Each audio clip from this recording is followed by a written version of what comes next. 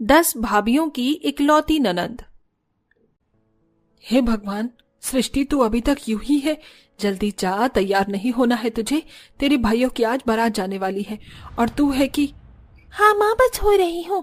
एक तो 10-10 भाइयों की शादी है, सारा काम मुझे और आपको ही देखना पड़ रहा है। मैं तो थक गई हूँ माँ।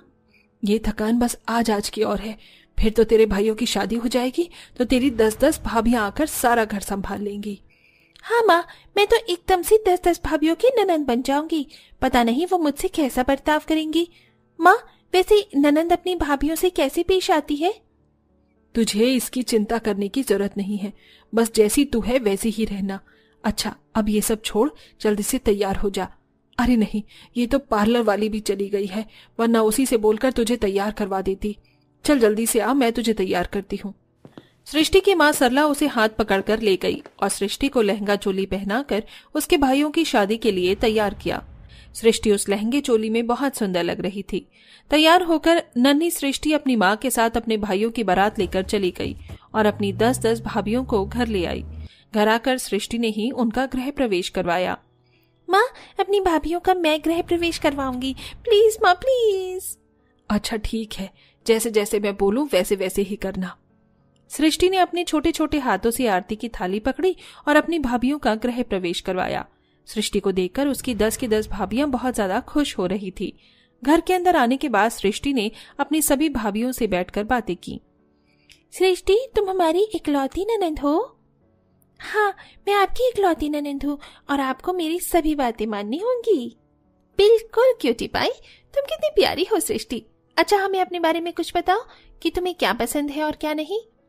हाँ जरूर भाभी, आपको पता है शादी की तैयारी में मैं और माँ दोनों बहुत थक गए, इसलिए मुझे घर के काम करना बिल्कुल पसंद नहीं है। हाँ, लेकिन मुझे खाना बहुत पसंद है। आपको क्या क्या पसंद है? सृष्टि की बातों पर 10 की 10 भाभियां मुस्कुरा रही थी। उन्हें उस पर बहुत प्यार आ रहा था। ऐसे ही एक दिन बीत गया और आज 10 की 10 बहुओं की पहली रसोई थी। सृष्टि ने ही अपनी भाभियों को पकवान बनाने को बोला, जिसको एक भी भाभी ने मना नहीं किया, बल्कि बड़े ही मन से अपनी ननंद के लिए सभी ने खाना बनाया और सृष्टि को अपने हाथों से खिलाया।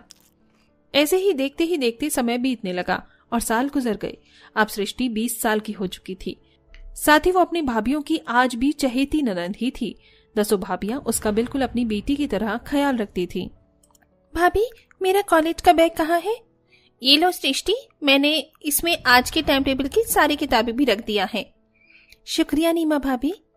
सृष्टि, जल्दी से नाश्ता करो, देखो मैंने तुम्हारी पसंद के पैनकेक्स बना दिए हैं। अरे वाह, पैनकेक्स। सृष्टि नाश्ता करने को बैठी तो पीछे से उसकी सबसे बड़ी भाभी सोनाक्षी आई और उसके बाल काटने लगी। मैंने मना किया था ना कि गीले बालों से मत सोना, इस तरह बाल खराब हो जाते हैं। भाभी, मुझे ना नींद बहुत आ रही थी तो मैं इन्हें सुखाना भूल गई। अब कॉलेज से आने के बाद इनमें तेल लगवा लेना। चलो, बाल भी बन गए हैं। चलो भाभी, बहुत हो गया खाना पीना, अब मैं चलती हूँ। सृष्टि के सभी काम हो चुके थे। अंत में उसकी भाभी रसोई से निकल कर आई। अरे सृष्टि, ये लो टिफिन, मैंने तुम्हारे मनपसंद पास्ता बनाया है। अरे वाह, पास्ता, शुक्रिया भाभी। भाभी, कल तो आप मेरे लिए लंच में स्प्रिंग रोल्स बनाना। ठीक है। 10 की 10 भाभियों ने सृष्टि को उसके कॉलेज के लिए रेडी किया था। अंत में सृष्टि ने अपना बैग कंधों पर डाला और अपनी माँ का आशीर्वाद लेकर वो घर से निकल गई। 10 की 10 भाभियां भी घर के कामों में लग गईं और 10 लोगों ने मिलकर घंटों का काम मिनटों में निपटा दिया। वाह, मेरी तो 10 की 10 बहुएं ही सर्वगुण संपन्न है। जितना ख्याल मेरी बेटी का रखती हैं, उतनी ही अव्वल घर के कामों में भी हैं। मुझे तुम्हारे ऊपर नाज है बहुओं। सरला की बात सुनकर सभी बहुएं मुस्कुराने लगी। वो सृष्टि का एक माँ से भी बढ़कर ख्याल रखती थी। उन्हें उसकी पसंद नापसंद, अच्छाई बुराई हर चीज का पता था। एक दिन रश्मि और मोना बाजार आई हुई थी तो उन्होंने एक बहुत ही सुंदर लहंगा देखा। देखो तो जरा मोना, कितना सुंदर लहंगा है। ये सृष्टि के ऊपर कितना अच्छा लगेगा ना। अच्छा तो लगेगा, लेकिन ये रंग सृष्टि को जरा सा भी पसंद नहीं है।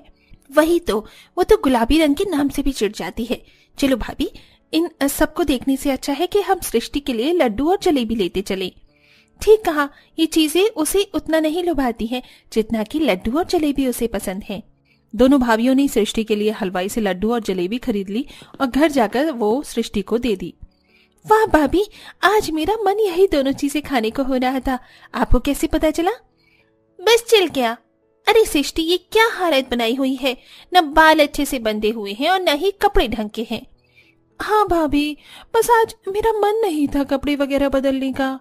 हमारी इकलौती ननंद को तो घर में रानियों की तरह रहना चाहिए। मैं कंघी लेकर आ रही हूँ और कोई बहाना नहीं चलेगा। अभी के अभी बाल ठीक करवाने होंगे। ठीक है भाभी माँ। रश्मि ने बड़े ही प्यार से सृष्टि के बालों को काढ़ा और उसे एक राजकुमारी की तरह तैयार भी कर दिया। सृष्टि की 10 की 10 भाभियां उसे सालों से ऐसे ही ट्रीट करती आ रही थी। आए दिन वो उसके लिए कपड़े वगैरह लाती रहती थी, उसकी पसंद का खाना बनाती थी और उसके पाँव के नाखून से सर के बाल तक का ख्याल रखती थी। अगर कभी सृष्टि को हल्का सा जुकाम भी हो जाता तब भी वो बहुत सतर्क हो जाती थी। ऐसे ही सिलसिला जारी था और एक रोज सृष्टि अपनी भाभियों के साथ एक फंक्शन में गई। सृष्टि बहुत ज्यादा सुंदर लग रही थी क्योंकि उसे उसकी भाभियों ने ही सजाया था। भाभी, मैं कुछ देर यहीं टहल रही हूँ, आप चिंता मत करना। सृष्टि अपनी भाभियों से अलग हो गई कि तभी उसके पास 2 लड़के आए और उसे छेड़ने लगे। अरे कहाँ जा रही हो हूर की परी? कौन हो तुम लोग? क्या चाहते हो? हमारे साथ आओ, पता चल जाएगा। वो दोनों लड़के सृष्टि को परेशान ही कर रहे थे कि तभी बाहर उसकी नीमा भाभी आ गई और उसने उन लड़कों को सृष्टि को छेड़ते हुए देख लिया। ये देखते ही नीमा का पारा चढ़ गया और वो अपनी जूती को उतार कर उन लड़कों के पास पहुंची। तुम्हारी हिम्मत भी कैसे हुई मेरी ननद के पास आने की? अरे अरे अरे, हम तो बस यहाँ। क्या कहा? रुको, अभी बताती हूँ। भाभी, इन्होंने मुझे छेड़ा। हाँ सृष्टि, इनकी तो अभी मैं क्लास लूंगी। नीमा उनके ऊपर भड़कने लगी। आवाज सुनकर बाकी की 9 भाभियां भी निकल आई और सृष्टि को रोता देख वो सब कुछ समझ गई। सृष्टि की भाभियां उससे बहुत प्यार करती थी। उन्होंने उन दोनों लड़कों को घेर लिया। आसपास के लोग उन्हें शांत कर रहे थे। अरे बहनों, इतना गुस्सा मत करो। क्यों ना करें हम गुस्सा? इनकी हिम्मत भी कैसे हुई हमारी ननंद के पास भी आने की? अरे बहन जी, हमें माफ कर दो, हमसे गलती हो गई, आइंदा ये हरकत दोबारा नहीं होगी। वो दोनों लड़के हाथ जोड़कर माफी मांगने लगे। 10 भाभियां गुस्से में तो बहुत थीं, लेकिन उन्होंने उनके एक एक चमाट लगाकर वहां से उन्हें भगा दिया।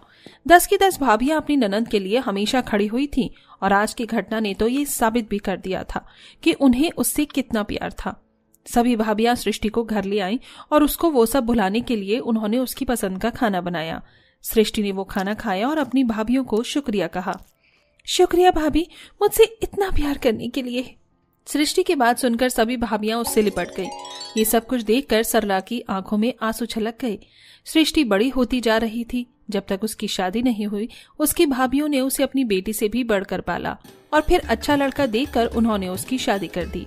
सृष्टि की शादी के बाद भी वो सब उसे बहुत याद करती थी और जब भी वो मायके आती उसे कोई कमी महसूस नहीं होने देती थी। ये था 10 भाभियों का अपनी इकलौती ननंद के लिए प्यार, जो हमेशा एक जैसा था।